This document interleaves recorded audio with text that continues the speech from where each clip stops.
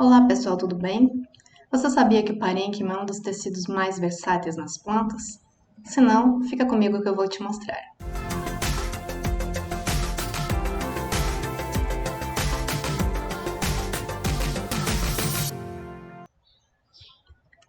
Eu sou a professora Dani e hoje a gente vai falar sobre o parênquima. O parênquima é encontrado em todos os órgãos das plantas: raízes, caules, folhas, flores, frutos e sementes. Ele tem suas células com formas variadas, podendo ser arredondadas, quadradas, sextavadas, retangulares, empalhiçadas, plicadas. Dependendo do órgão, a gente encontra inúmeras formas diferentes. E uma das principais características desse tecido são os espaços intercelulares, que inclusive vão auxiliar nas funções que eles têm. A parede celular encontrada no parênquima é a parede celular primária. E agora eu quero ver se vocês lembram. Para a gente identificar os tecidos na anatomia vegetal, quando a gente vai lá para o microscópio, a gente precisa fazer colorações. E quem é corado é a parede celular. O corante que a gente usa é o safra-blau, formado a partir de azul de astra e safranina. Vocês já viram comigo e deixem nos comentários de que cor que é corada a parede celular primária encontrada nos parênquimas. Eu quero saber também se é a única forma que a gente tem de identificar que é um parênquima ou diferenciar ele de outros tecidos. Essas paredes primárias, elas têm os campos de pontuação primário, que vão ajudar também no transporte de substâncias entre as células vizinhas.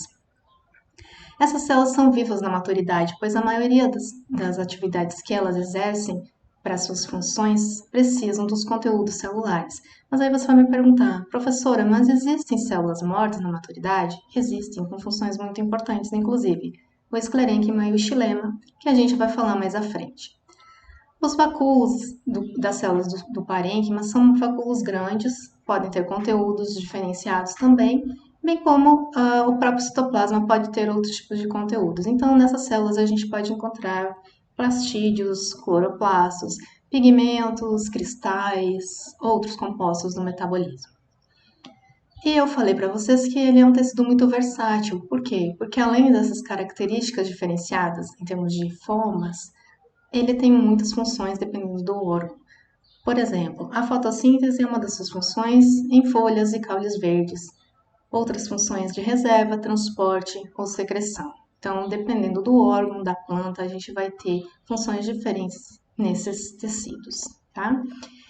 Devido a isso, a gente pode denominar o parênquima como parênquima de preenchimento. Esse parênquima de preenchimento é encontrado na medula e no córtex de caules e raízes. O córtex é aquele tecido mais abaixo da epiderme, logo para dentro, da epiderme, e a medula é o tecido mais central nesses órgãos.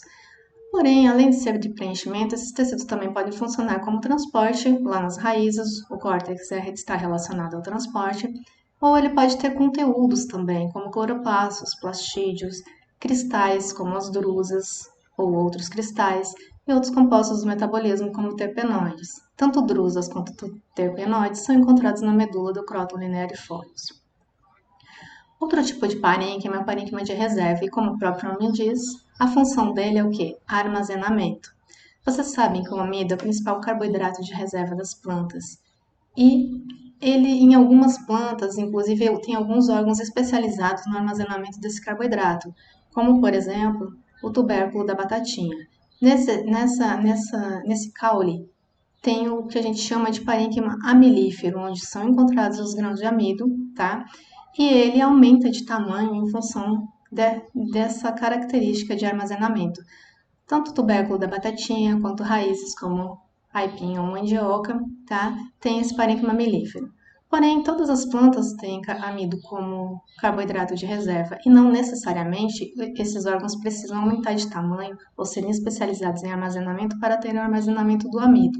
Então, o parênquima melífero também é encontrado em outras plantas, tanto em raízes quanto caules, como por exemplo, cróton linearifolis, gramíneas, entre outros, a gente consegue encontrar grãos de amidos em seus tecidos. Algumas vezes, esses parênquimas de reservas também estão relacionados à tolerância de estresses, tolerância a estresses, como por exemplo os aerênquimas.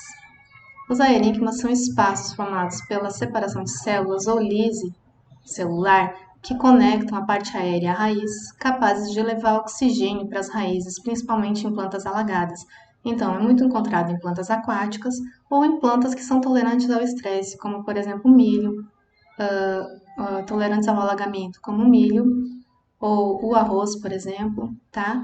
E outras plantas. Então, dependendo da planta, a característica do parênquima é um pouquinho diferente, como vocês podem ver nas figuras. Outra forma de parênquima de reserva é o parênquima aquífero. Como o próprio nome diz, qual o armazenamento dele? Água. E deixem aí nos comentários, vocês sabem quais plantas apresentam parênquima aquífero? É fácil de identificar? Bom, como é que eu sei que uma planta tem parênquima aquífero? Bom, vamos fazer um corte de anatomia para ver, mas a gente tem certeza que as plantas suculentas têm parênquimas aquíferos, certo? Bom, praticamente a gente tem esse tipo de parênquima, mas aí vocês vão me perguntar, professora, mas você não falou de fotossíntese? Sim, a fotossíntese nas folhas também tem parênquimas específicos para isso, que a gente chama de parênquima clorofilano. Embora a gente vai ver melhor quando a gente estudar a folha, a fotossíntese é realizada no parênquima clorofilano e tem folhas que apresentam tanto parênquima palissádico quanto parênquima lacunoso. O parênquima palissádico tem a característica das células empaliçadas, com menos espaços intercelulares, enquanto o parênquima lacunoso tem muitos espaços intercelulares. Essas características celulares permitem que a planta aproveite melhor a radiação que chega nela para fazer a fotossíntese. Mas nem todas as folhas têm esses dois tipos de parênquimas clorofilianos, existem outros. Por exemplo, as gramíneas apresentam o parênquima clorofiliano em volta das células da bainha, e esse parênquima a gente chama de mesofilo. Ou, como no caso da espada de São Jorge, o parênquima clorofiliano pode ser um parênquima homogêneo, todas as células são iguaizinhas distribuídas dentro da folha. Ou também parênquima aplicado, como é encontrado em folhas de pinos. Bom, sobre o parênquima seria isso. E hoje a gente para por aqui. Se você gostou, deixe um joinha aí. E um abraço e até a próxima. Aguardo você na próxima aula.